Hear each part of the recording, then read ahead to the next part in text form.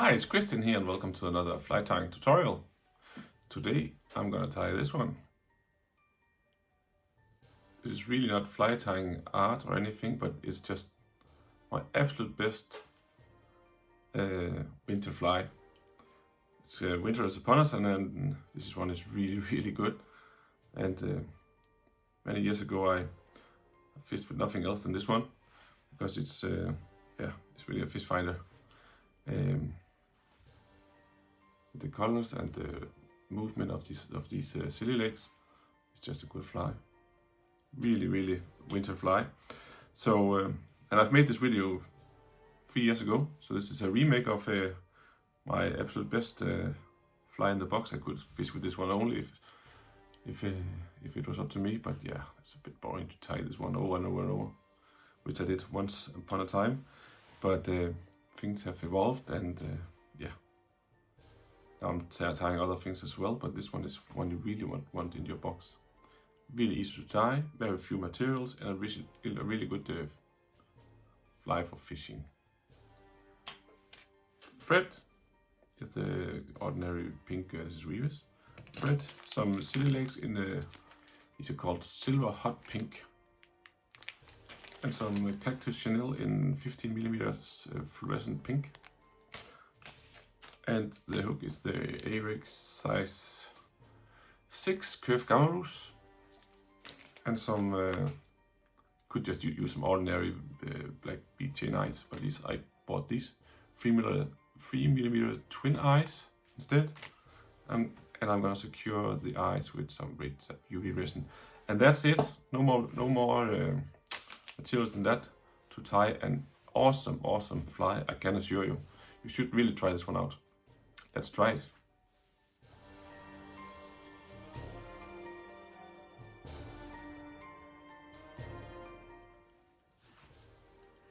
So here we go. I forgot to say the name before for this fly. It's called the Pink Avenger.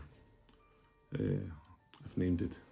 It's just there's lots of variants of this. It's nothing new that hasn't been seen before, but it's just a good fly. I've been recommending this one to everyone that wants to listen to me, so that's why you're gonna hear it and see it now as well.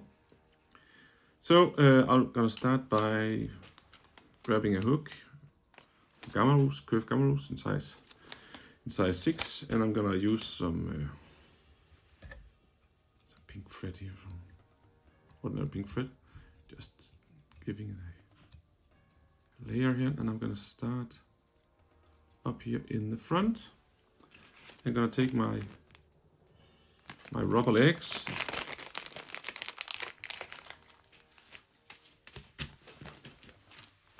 then just one of these, and I'm gonna take half of one of these, then you are back with this. And then this is the hardest part or the trickiest part on this fly, to be honest. It's just to because it's not round rubber legs, these are squared, so I have to align the sides of the rubber legs like this. See? And takes a bit of practice. And then I'm just gonna take a few loops over the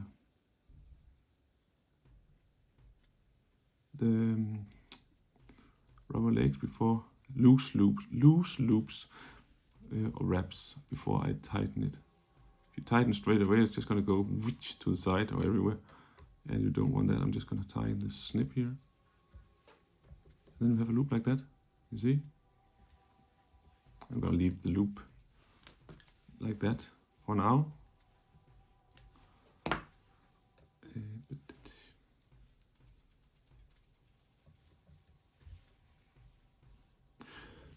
Back in the day, this one was the only one I had in my box. I fished it all year round. Actually, it works all year round.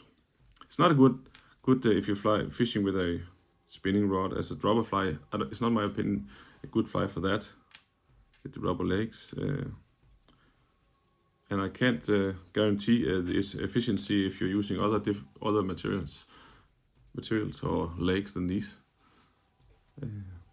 That's up to you if you want the original materials. Then it's time for the bead chain eyes, just to add some weight. Bead chain eyes on these ones. These just look better. There's nothing different between these and the ordinary cheap bead chain eyes. So up here in the curve of the fly, I'm gonna tie these in underneath the shank, also to form a strike point, both add weight and work as a strike point. And this thread is not very strong compared to what I'm usually using. I'm usually using a power thread or a GSP thread, but this one is not very strong compared to that. So I'm gonna be careful.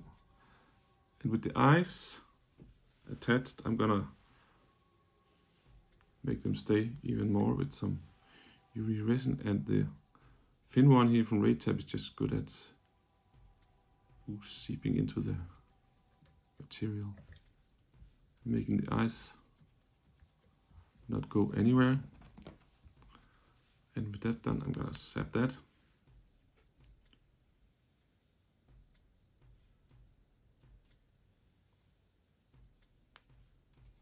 There we go. And then it's time for the 50mm cactus fluorescent pink cactus chenille. This is good stuff. It's like a magnet to us hungry sea trout during winter. I'm just gonna remove the material for about a centimeter of the end of this material. So I'm down to the thread here. And I'm just gonna tie that in.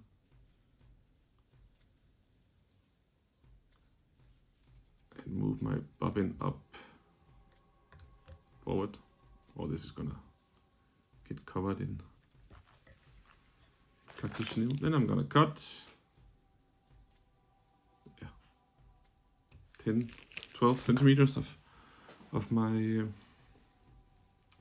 cactus chenille, and then I'm just gonna put my finger here just to support a little bit, especially here in the beginning.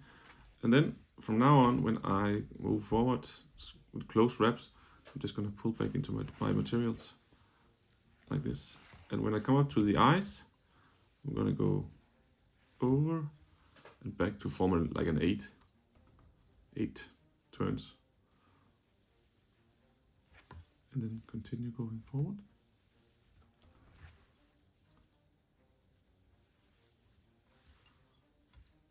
Easy peasy. It doesn't get easier than this. Maybe a Gammarus fly or oops.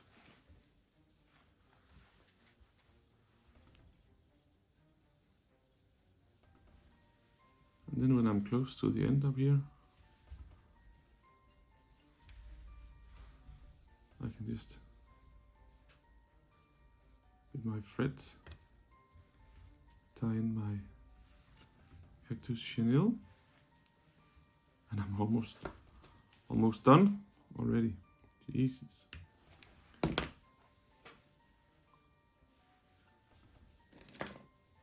And then I'm gonna finish.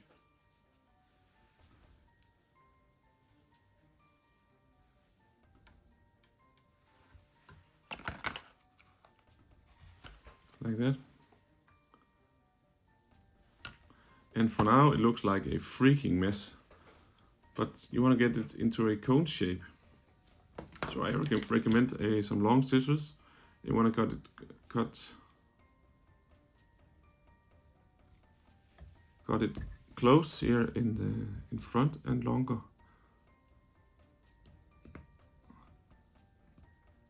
in the back. Don't want to cut too much in the back. That's gonna give the fly a little bit of movement and stuff. I like the fact there's no tail on this fly either, because then the fly, they just inhale this one. Oh, not the fly, the sea trout, they just eat this one.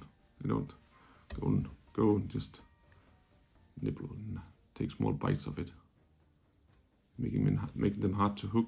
This is easier to do in your hand, to be honest, but now I have to do it in the vise to show you.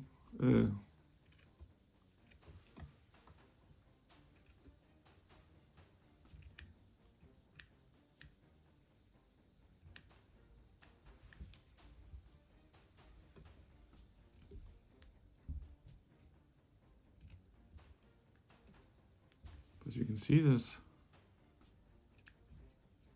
I'm just going to take it out of the vise and I'll show you when it's done.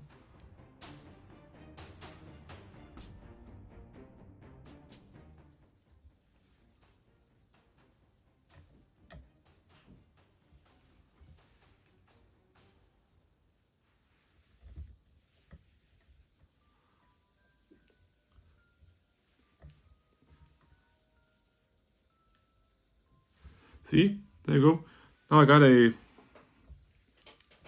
little cone shape going with some action or longer materials here in the back, and I cut it close here in the front, and you can see the strike point from the bead eyes. And the only thing I need to do now is just to pull out and cut. Then the rubber legs will, go like this. Whoosh! Every time you pull in your leader, then it's gonna go whoosh like this, and the sea trout is gonna freaking go mental on it. And last but not least, a drop of varnish up here in the front. And there you have the pink Avenger, a real fish finder and a winter fly that gets the job done when everything else doesn't work. Try this one. I can assure you it will almost certainly work for you as well if you give it a try and some time in the water. That was it for today. Until next time, have a look at my little channel and see some of my other little tutorials. Bye bye for now. See you.